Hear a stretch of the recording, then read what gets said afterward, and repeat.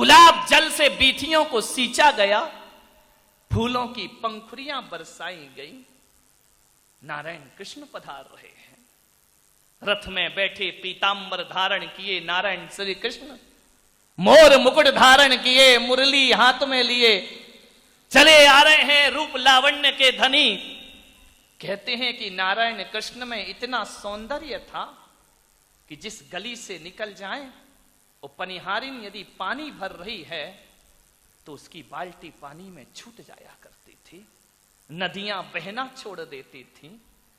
इंसान तो क्या, गाय बछड़े भी उनके पीछे पीछे भागना शुरू कर दिया करते थे। ऐसा जीवन था नारायण कृष्ण का, नारायण श्री कृष्ण का। चले जा रहे थे, हस्तिनापुर की बीथियों से रथ निकला नारायण कृष्ण का। एक छोटी सी झोपड़ी,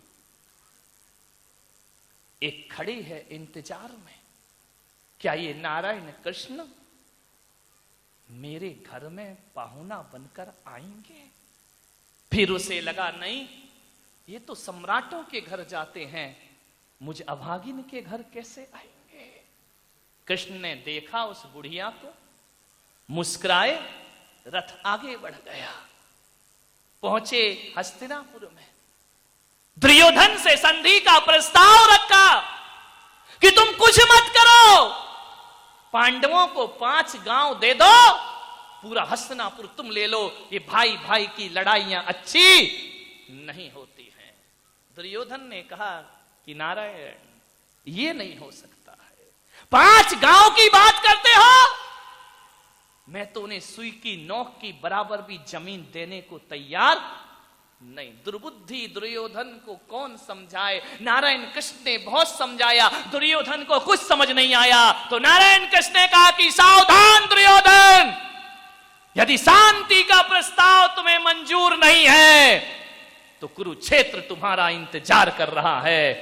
मैं कृष्ण हूं, मैं एक संदेश लेकर आया हूं शांति का, संधि का। यदि मंजूर नहीं तो युद्ध के लिए तैयार हो जाओ। और एक बात याद रखना दुर्योधन, ये जो युद्ध होगा ये तुम्हारी खानदान की बर्बादी होगी। और इसके अलावा दुर्बुद्धि दुर्योधन को कुछ समझ नहीं आया, कितना भी समझाओ दुर्बुद्धियों को, उनके पल्ले कुछ भी पड़ता नहीं है। बातें हुई राजनीति की।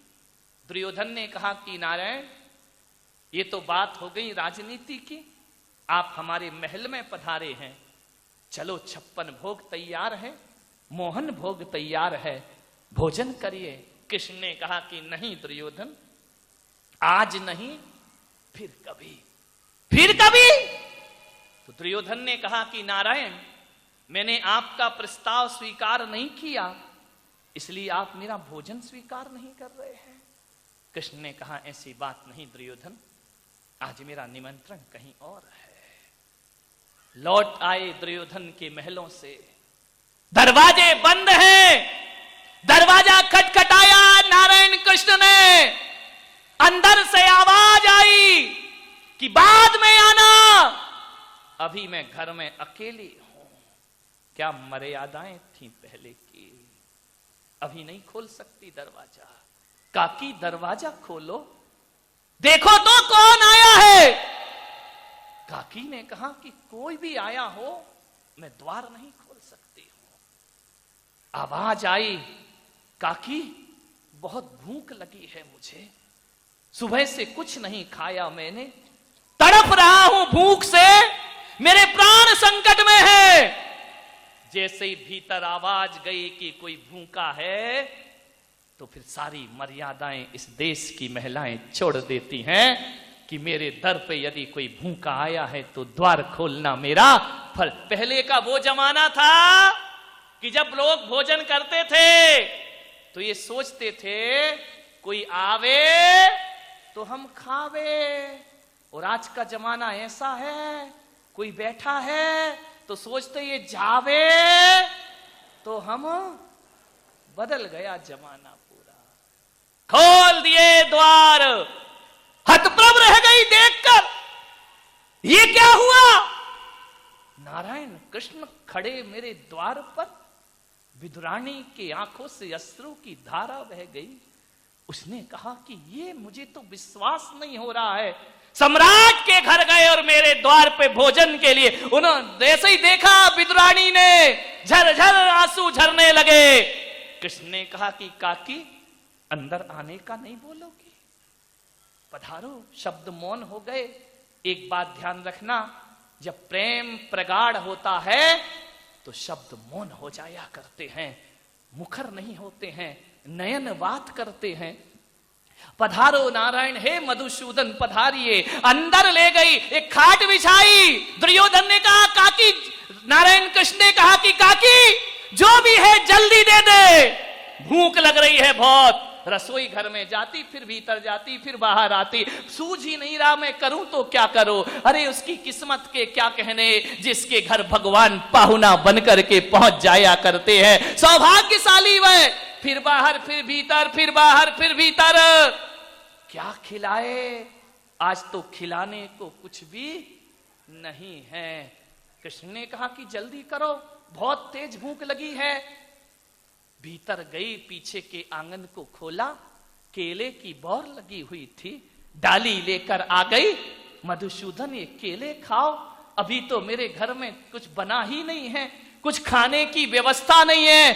खाट पर बिठाया, कृष्ण को केले छील छील कर दे रही है। भक्ति भाव में डूबी है, प्रेम भाव में डूबी है। छिलके छिलके कृष्ण को पकड़ाती है, केले केले फेंकते जाती है, और कृष्ण भी ऐसे छिलके खाए जा रहे आनंद में। इतने में विदुर जी आ गए। विदुर जी ने कहा पगली ये क्या कर रही, आज इस घर में रोशनी क्यों है। बोले कोई फरिश्ता आया है तुम्हारे घर में। इस झोपड़ी में जाकर देखा, नारायण कृष्ण बैठे, विदुरानी जमीन पर बैठी है, कृष्ण खाट पर बैठे हैं, छिलके पकड़ा रही है। विदुर ने कहा पागल हो गई। बोले सुनो जी, आप बीच में मत बोलो, बड़ा आनंद आ रहा है खिलाने में। बोले भाड़ में गया तेरा आनंद, जरा ये तो देख। छिलके खिला रही, केले फेंक रही। देखा विदुरानी ने माथा फोड़ लिया, रोने लगी। नारायण कृष्ण गलती हो गई। कृष्ण ने कहा गलती नहीं हुई है काकी, गलती तो विदुर काका से हो गई है। बोले क्या गलती। बोले जब तू छिलके खिला रही थी तो इतना आनंद आ रहा था, इतना आनंद आ रहा था, क्या बताऊं। कृष्ण ने, विदुर ने कहा ये केला खाओ। जैसे ही केला दिया, कृष्ण के गले में फंस गया, थूक दिया केला। विदुर ने कहा क्या गलती हुई। बोले काका जो स्वाद केले के छिलकों में आ रहा था, वो तेरे ज्ञान के केलों में वह स्वाद प्राप्त नहीं हो रहा है। इतना आनंद आ रहा था, ऐसा लग रहा था, ऐसा लग रहा था कि मैया यशोदा मुझे माखन रोटी अपने हाथों से खिला। इतना आनंद आ रहा था, तेरे ज्ञान के केलों ने मेरे रंग में भंग पैदा।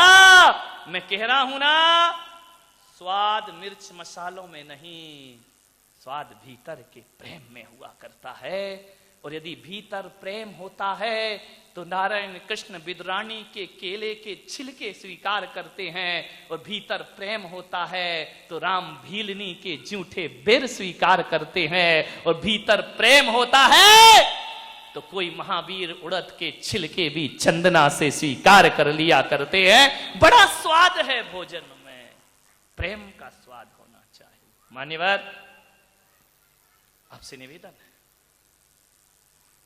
समय हो रहा है, आज पहला दिन है, थोड़ा लेट चलेगा, 10 मिनट 15 मिनट। कल से वर्किंग डे है, कल से सारी व्यवस्थाएं टाइम पर होंगी और समय पर आपको छोड़ दिया जाएगा। एक सेठ था, रात को सो रहा था, 12 बजे रात को सेठ के सपने में लक्ष्मी प्रकट हुई। सेठ ने देखा, बड़ा खुश हुआ, लक्ष्मी मेरे घर पधारी है। लक्ष्मी ने कहा सेठ मैं आज रुकने नहीं आई, मैं आज जाने आई हूं। अरे सेठ ने कहा ये क्या बोलती है। देख लक्ष्मी क्या बोल रही है, मजाक मत करो। लक्ष्मी ने कहा कोई मजाक नहीं, 20 साल हो गए तेरे साथ रहते रहते, अब आज मेरा मन कर रहा है कि तुझे छोड़कर मैं पड़ोसी के घर चली जाऊं। सेठ ने कहा लक्ष्मी मुझे छोड़े ये तो ठीक है, लेकिन तू जा कहां रही है? बोले पड़ोस के घर है। बोले सत्यानाश, पड़ोस के घर में क्यों जा रही है? जाना है तो पूना चली जा, बंबई चली जा, मेरी बाजू में क्यों? मेरी छाती पर दाल दलेगी। लक्ष्मी ने कहा बस सेठ मेरा समय हो गया, मैं जा रही हूं। सेठ ने बहुत पैर पकड़े। देख लक्ष्मी तू प्लीज मुझे छोड़ के मत जा, देख तेरे बिना मेरा क्या अस्तित्व रहेगा। अरे सेठ तुझे मालूम है मैं चंचल हूं, मैं स्थायी एक जगह कभी रहती नहीं हूं, मैं आती हूं और चली जाती, मैं जाऊंगी। सेठ ने कहा लक्ष्मी तेरे पैर पड़ रहा हूं। सेठ लक्ष्मी के चरणों में लेट गया। लक्ष्मी मुझे छोड़ के मत जा। लक्ष्मी ने कहा मैं तो जाऊंगी। सेठ ने कहा देख यदि तू चली गई तो कल से कोई मुझे सेठ नहीं कहेगा, तू चली गई तो कोई राम राम नहीं करेगा, कोई जय जिनेंद्र नहीं करेगा। अरे कोई की बात तो छोड़ो, घर के लोग ही मेरी इज्जत करना बंद, तू मुझे छोड़ के मत जा। एक काम कर लक्ष्मी, देख तू जा रही है ना तो एक काम कर, मुझे छोड़ के तू मत जा। तू चाहे तो मेरा एक आध मकान कम कर ले, लेकिन छोड़ के मत जा। तू चाहे तो मेरा एक आध दोस्त कम कर ले, और भी इच्छा हो तेरी तो एक आध रिश्तेदार कम कर ले, लेकिन तू मुझे छोड़कर मत जा। लक्ष्मी ने कहा नहीं जाऊंगी मैं तो। अरे सेठ बहुत रोया कि लक्ष्मी देख पूरा सब लूट ले, लेकिन तू मुझे, मैंने देख 25 साल तेरी सेवा की, 20 साल तेरी सेवा की है, तू मुझे छोड़कर मत जा। लक्ष्मी को बड़ी दया आई, नारी है दया आ गई। लक्ष्मी ने कहा सेठ ये तो सच है कि 20 साल 25 साल तूने मेरी सेवा की। बोले देख लक्ष्मी तेरे लिए मैंने दोस्तों से दोस्ती छोड़ दी, तेरे लिए मैंने रिश्तेदारों की इज्जत करना छोड़ दी, तेरे लिए मैंने सबसे नाते तोड़ लिए, अब तू तो मुझसे नाता मत तोड़। लक्ष्मी ने कहा तूने तोड़े, मैंने थोड़ी कहा था, थोड़ी सी क्या आ गई, अकड़ के चलने लगा है, मैं जा रही हूं तुझे छोड़ के। नहीं लक्ष्मी देख मुझे छोड़ के मत जा, तेरे बिना मेरा जिंदगी बेकार हो जाएगी। लक्ष्मी ने कहा सेठ इतना गिड़गिड़ा रहा है, इतना रो रहा है, तो चल तुझ पे रहम। अरे बोले आ गया रहम, बोले आ गया। अरे बोले बस अब मैं खुश। अरे बोले सुन पूरा, ऐसे कैसे रहम आ गया? ऐसा रहम थोड़ी आया कि मैं तुझे छोड़ के नहीं जाऊंगी, तो मैं जरूर। बोले जाओगी? बोले हाँ बस एक काम। लक्ष्मी ने कहा एक काम कर, मैं जाऊंगी जरूर, लेकिन जाते जाते तुझे एक वरदान देना चाहती हूं। अब सेठ भी बनिया था, उसने कहा यार एक वरदान हो गए बारे न्यारे, अब लक्ष्मी तुम फंस गई मेरे चक्कर में है? अरे सेठ ने कहा कि लक्ष्मी एक वरदान। लक्ष्मी ने कहा ध्यान रखना वरदान एक ही मिलेगा, दो नहीं मिलेंगे, ध्यान रखना। सेठ ने कहा बस एक में ही कर लूंगा मैं अपना काम। बोले एक में तू कर क्या लेगा, लेकिन मैं जाऊंगी जरूर, एक बात ध्यान रखना, एक वरदान देना चाहती हूं। सेठ ने कहा एक वरदान? बोले हाँ। बोले मांग। अब सेठ तो बनिया था, ये तुरंत तो कुछ मांगता नहीं है बनिया, ध्यान रखिए, वो थोड़ा इंतजार कराता है, थोड़ी मीटिंग करेगा, थोड़ी सलाह करेगा, विचार विमर्श होंगे, एक विरोध करेगा, एक समर्थन करेगा, प्रस्ताव पास होगा, तब वरदान मांगा जाएगा। ध्यान, तुम क्या सोच रहे कि मैं बारामती ऐसे ही आ गया हूं? सेठो बड़ी मीटिंग करना पड़ी, इकट्ठा करना पड़ा, विचार करना पड़ा, चौकी कौन लगाएगा, व्यवस्था कौन करेगा, कौन संभालेगा, क्या होगा क्या नहीं, ये स्वाभाविक है, मानव जीवन में ये चलता है। बनिया बिना सलाह के कुछ नहीं करता। वो तो अच्छा है पंचम काल में मोक्ष नहीं हो रहा, वरना मैं मोक्ष जाता तो कमेटी कहती पहले मीटिंग में पास होगा, उसके बाद आपको मोक्ष जाना। अच्छा हुआ मोक्ष नहीं होता है, ध्यान रखिए, विचार करिए। बनिया ने कहा कि नहीं, जितने भी वकील हैं ना देश में 90% बनियों के पैसों में पल रहे हैं, ध्यान रखिए, क्योंकि सारे केस तो बनियों के ही अदालत में, और किसके है? विचार करिए, आप सोचिए। सेठ ने कहा बस एक वरदान, बस लक्ष्मी मुझे एक रात की मोहलत दे दे। एक रात की? अरे मांग लेना सेठ। नहीं, पहले सलाह करूंगा फिर लूंगा। बनिया कभी घाटे का सौदा जिंदगी में नहीं करता है। बोले पहले सलाह करूंगा। लक्ष्मी ने कहा लेकिन एक बात ध्यान रखना सेठ, मैं तुझे छोड़ के जाऊंगी। हाँ बोले ठीक है। सुबह उठा सेठ, बनियों से सावधान रहो मेरे भाई, ध्यान रखिए। एक बनिया था, शिव जी की पूजा कर रहा था। अब पूजा करते करते क्या हुआ, शिव जी प्रकट हो गए। वैसे बनियों पे भगवान बहुत कम खुश होते हैं, लेकिन हो गए तो हो गए। शिव भी भोले बाबा, उनने कहा यार चलो बनिया है, ले मांग वरदान बनिया। बनिया ने कहा वरदान? बोले हाँ। बोले तुम कौन हो? बोले मैं महादेव, मैं भोलेनाथ। बोले पक्का बताओ। अरे उनने कहा तेरे जैसा बेईमान थोड़ी हूं भाई, भगवान हूं तो हूं, प्रकट हो गया, मांग ले वरदान। बोले पहले बताओ सही में दोगे या नहीं दोगे? अरे बोले बेईमान, तू कह के मुकर जाए लेकिन मैं नहीं मुकरूंगा, मांग वरदान। लेकिन एक वरदान मांगना बनिया, तू लोभी है, तू एक से तृप्त नहीं होता, एक ही वरदान मांगना। उसने कहा ठीक है एक वरदान मांगूंगा। तो बोले मांग ले। बोले 2 घंटे की मोहलत। बनिया तुरंत कभी नहीं मांगता, 2 घंटे की मोहलत। शिव जी ने कहा जा 2 घंटे दिए, लौट के आ। जैसे ही घर गया, आंगन में बूढ़ी माँ बैठी थी। माँ ने कहा क्यों रे इतनी जल्दी मार्केट से लौट के आ गया, आज दुकान धंधा नहीं हुआ? अरे बोले छोल बुढ़िया, काय का दुकान धंधा, एक बात बता, शिव जी प्रकट हुए हैं। तो बोले प्रकट हुए तो तेरा क्या फायदा है उसमें? अरे बोले मुझे वरदान दे रहे हैं। बोले हो ही नहीं सकता, तुझे कैसे वरदान दे देंगे? बोले दे रहे हैं, माने दे रहे हैं। तो बोले तुम बोल क्या चाहता है? बोले अम्मा एक बात बता, शिव जी से कौन सा वरदान मांगूं? एक ही देंगे, वो 2 नहीं देंगे। तो बुढ़िया ने कहा देख मेरी उम्र 80 साल हो गई बेटा, 80 साल से तुझे पाल पोस के बड़ा किया है, मेरी जन्म से आंखें नहीं हैं, शिव जी से कहना मेरी माँ को आंखें दे दो। बनिया ने कहा धत तेरे की बुढ़िया 80 साल नहीं देखी, 20 साल और देख के कर क्या लेगी? क्या करेगी आंखें मांग करके? सारी जिंदगी गुजार दी। बुढ़िया ने कहा जब कहना नहीं मानना तो फिर मुझसे क्यों बोल रही है? अंदर गया, पत्नी से बोला शिव जी प्रकट हुए, बता क्या वरदान मांगू? पत्नी ने कहा अकल भी नहीं है तुमको, क्या वरदान मांगू? बोले क्या? बोले 15 साल शादी को हो गए। तो बोले क्या करूं? बोले एक भी बच्चा नहीं हुआ है, जाओ शिव जी से कहना एक बच्चा दे दो, हमारा जीवन निहाल हो। उसने कहा धत तेरे की पागल, बच्चा तो अनाथ आश्रम से ले आएंगे, उसमें शिव जी को लपेटने की क्या जरूरत है? पत्नी ने कहा भाड़ में जा, मुझे मालूम है तू क्या मांगेगा।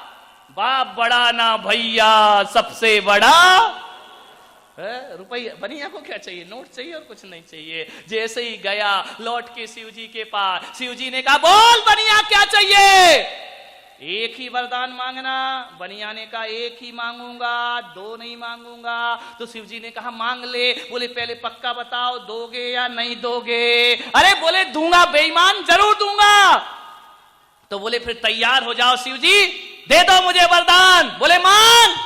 बोले बस मुझे एक ही वरदान दे दो महादेव, भोलेनाथ एक वरदान दे दो, मेरी माँ अपने पोते को सोने की थाली में खाना खाते देखे।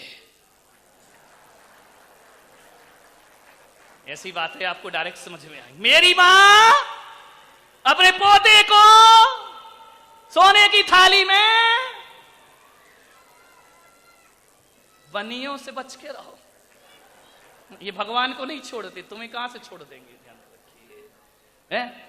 मेरी मां अपने पोते को, पोता तो है ही नहीं, वो भी दो, सोने की थाली, गरीब के घर में तो होगी नहीं, सोने की थाली दो और खाना खाते, यानी मेरी मम्मा को आंख भी दे दो।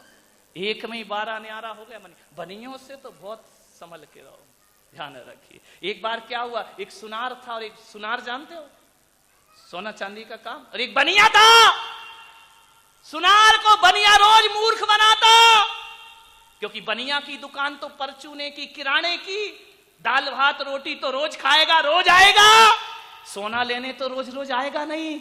सुनार ने कहा यार किसी दिन बनिया फंसा ना मेरे चक्कर में, इसको सबक सिखा के रहूंगा। बनिया ने कहा तेरे जैसे कई आ गए, मुझे नहीं सिखा पाए, तू कहां सिखा देगा। अरे बोले देख लेना।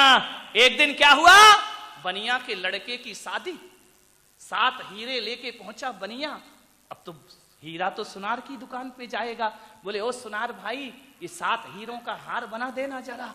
अरे सुनार ने कहा अब आया ऊंट पहाड़ के, आज तेरी सारी कसर निकालूंगा। बोले ला 7 हीरे। 7 हीरे बनिया ने दिए। बनिया की गिनती कभी गलत नहीं होती है, सबकी हो जाए। भीड़ में भी नोट बिल्कुल सही सही गिनता है। मंदिर में भले माला नहीं गिन पाए, लेकिन नोट तो बिल्कुल धनाधन चला करते हैं। 7 हीरे। सुनार ने कहा ए बनिया, तेरा कोई भरोसा नहीं, पहले मुझे 7 हीरे हैं या नहीं गिन लेने दे। उसने गिने 1 2 3 4। एक हीरा सुनार ने बड़ी स्टाइल से नीचे गिरा दिया। बोले क्यों रे बनिया, 6 हीरे दे के 7 बताता है। बनिया ने कहा मेरी गिनती गलत नहीं होती है, मैंने तो 7 ही दिए हैं। अरे बोले 6 हीरे सामने देख। बनिया समझ गया कि सुनार ने कुछ गड़बड़ किया है। बनिया ने कहा ला तू 6 कह रहा तो मैं गिन लेता हूं एक बार। बनिया ने गिने 1 2। बोले सुनार कितने हैं? बोले 6। बोले पक्का बता? बोले 6। मैंने दिए 7, तू कह रहा 6। बोले 6 हैं, गिन ले। बनिया ने गिना 1 2 3 4 5। एक हीरा उंगली में दबाया और कहा ठीक है, 6 हीरों का हार बना के दे दे। कुछ लोगों को घर जाके समझ में आएगा। एक तो डाल लिया उसने। बोले तू 6 का ही बना दे, 6 बोल रहा। अब जो गिराया है वो निकाल। बनियों को कोई मूर्ख नहीं बना सकता। सरकार भी दीवालों पर लिखवाती है देश के सच्चे नागरिक बनिए, हम बदलेंगे युग बदलेगा। देश के सच्चे नागरिक ये बनिए। ध्यान है, इनसे ही तो अर्थव्यवस्था चलती है देश की। बनियों से सावधान, ध्यान रखिए। सेठ भी बनिया था। सुबह उठा, बड़ी बहू को बुलाया, बेटा इधर आओ। छोटी को बुलाया, मंझली को बुलाया। 4 बहुएं थी सेठ की, 1 2 नहीं थी। बड़ी बहू से बोला बेटा। बड़ी बहू ने कहा पिताजी बड़े उदास दिख रहे हो, बात क्या है? बोले बेटा बड़ा दुखी हूं, अब अपने बुरे दिन शुरू हो गए। बोले बुरे दिन? बोले हाँ। कैसी बातें कर रहे सुबह सुबह उठकर पिताजी, ये अच्छा नहीं लगता। बोले अच्छा लगे या बुरा लगे, रात को लक्ष्मी आई और वो कह रही कि हम तुमको छोड़ के जा रहे हैं। बहुओं ने एक दूसरे का मुंह देखा, इसका मतलब अपन अब कंगाल हो जाएंगे। सेठ ने कहा नहीं। लक्ष्मी ने कहा एक वरदान मांग लो। अरे बोले हाँ वरदान मांग लो। बोले बेटा बड़ी बहू तू बता क्या वरदान मांगू? बड़ी बहू ने कहा पिताजी लक्ष्मी से कहना तू जा रही है तो जा, अमेरिका का सारा सोना मेरे घर में भर दे, और जाना है तो जहां अपनी जिंदगी गुजार लेंगे। सेठ ने कहा ठीक बात है। दूसरी बहू से पूछा कि बता क्या वरदान मांगू? दूसरी ने कहा मैं क्या बता रहे? बोले बता बेटा, तू भी घर की मेंबर है, बता क्या वरदान मांगू? उसने कहा देखो ये ट्रंप अपने को सोना तो लाने नहीं देगा अमेरिका से, ये तो जिठाने की बात सब बेकार है, कोई मतलब नहीं है। एक काम करो, आजकल प्रॉपर्टियों का सौदा बहुत अच्छा चल रहा है। मोदी के पहले की बात कर रहा हूं, अभी तो बर्बाद कर रखा है सबको, ध्यान रखिए। बोले एक काम करो, जितनी भी बारामती में जमीनें हैं वो सब अपने नाम करा लो। वो लक्ष्मी कहना तुझे जाना है तो जा। ससुर ने कहा ठीक बात है। तीसरी बहू से पूछा तू बता। तीसरी ने कहा ये जमीन अमीन तो मिलने वाली नहीं है, जितने भी अस्पताल हों यहाँ पे बारामती में, और जितने भी स्कूल हों, भले जवाहर सेठ चला रहे हों, वो अपने नाम करा लीजिए, अपनी जिंदगी आराम से कट जाएगी। सेठ ने कहा अब नंबर आया छोटी बहू। छोटी बड़ी होशियार होती है, ध्यान रखना। ये माँ बाप जो होते हैं ना, या तो बड़ी बहू के पास रहते हैं या फिर सबसे बीच वाली तो ठीक है, उनकी स्थिति तो रेल की तरह है, या तो रेल में इंजन का महत्व होता है या गार्ड के डिब्बे का होता है। बाकी डिब्बे तो यहाँ वहां लुढ़कते रहते, यहाँ जाना वहां जाना। कीमत तो इंजन की या गार्ड की है। अखबार में या तो फ्रंट की कीमत है या बैक की कीमत है, बीच में तो भर दिया। बीच वाली बहुओं कुछ नहीं मिलता तुमको, इधर से भी गई और इधर से भी गई, या छोटी या बड़ी। छोटी बहू बड़ी होशियार। ससुर ने पूछा बेटा बता क्या वरदान मांगू? बोली मैं क्या बताऊं पिताजी, मैं तो बड़ी छोटी हूं, जो ये 3 जिठानियां बोल रही हैं इनकी सुन लो। अरे उसने कहा नहीं बेटा छोटी है तो क्या हुआ, तू भी घर की एक सीख दे रहा हूं इस बात से मैं आपको कि युवाओं को एक नियम करना चाहिए, बहू बेटियों को एक संकल्प करना चाहिए, खाना रोज बनना। बोली महाराज सूर्य की पहली किरण फुटते ही हमारे यहाँ रसोई घर शुरू हो जाते हैं, और आप तो कहते कैसे रहते हैं, हम 52 लोगों को पता ही नहीं चलता किसने क्या काम कर लिया, किसने क्या काम कर लिया। लेकिन जब 52 लोग एक साथ बैठकर भोजन करते हैं तो लोग तो त्योहारों का इंतजार करते हैं। हमारे घर तो रोज ही त्योहार हुआ करता है, हमारे घर तो रोज ही आनंद वर्षा करता है, हमारे घर तो रोज ही जीवन वारियां हुआ करती हैं। 52 लोग, कोई भी मुनि कभी भी चला जाए उनके घर में असमय में भी चले जाओ तो आहार की व्यवस्था हो जाया करती है। मान्यवर, मैं आपसे एक निवेदन करना चाहता हूं, एक आग्रह करना चाहता हूं। एकल परिवार समाज के लिए अभिशाप हो रहे हैं, संयुक्त परिवार की अवधारणा फिर से शुरू होना चाहिए। आदमी आदमी से जुड़ करके जीने का